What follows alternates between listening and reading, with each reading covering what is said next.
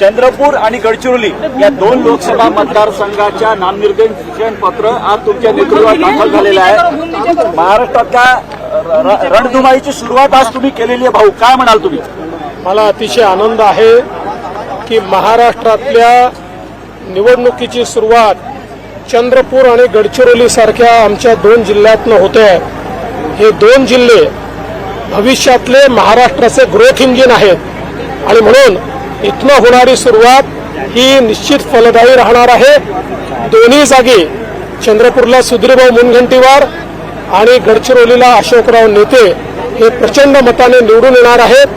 त्यामुळे आमच्या विजयाची मुहूर्तमेढ आम्ही हे दोन फॉर्म भरून आज केलेली आहे। भाऊ, तुम्ही काय म्हणाल? काँग्रेस पक्षाचे एका ज्येष्ठ नेत्यांनी आज राजीनामा दिला। राजीनामा देत असताना त्यांनी त्यांच्या पक्ष नेतृत्वावर आर्थिक देवाणघेवाणीतून उमेदवारी या जिल्ह्यात लादली गेली असं केलेलं आहे। काँग्रेस पक्षाचं हे चित्र तुम्हाला काय वाटते?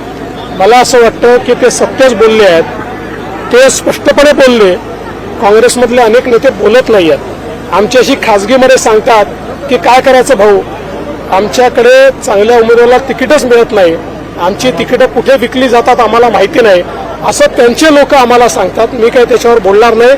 पण आज तुम्ही म्हणता ते खरं आहे, नामदेव उसेंडींनी त्या ठिकाणी पक्ष नेतृत्वाने तिकीट विकल्याचा आरोप करून या ठिकाणी राजीनामा दिलेला आहे।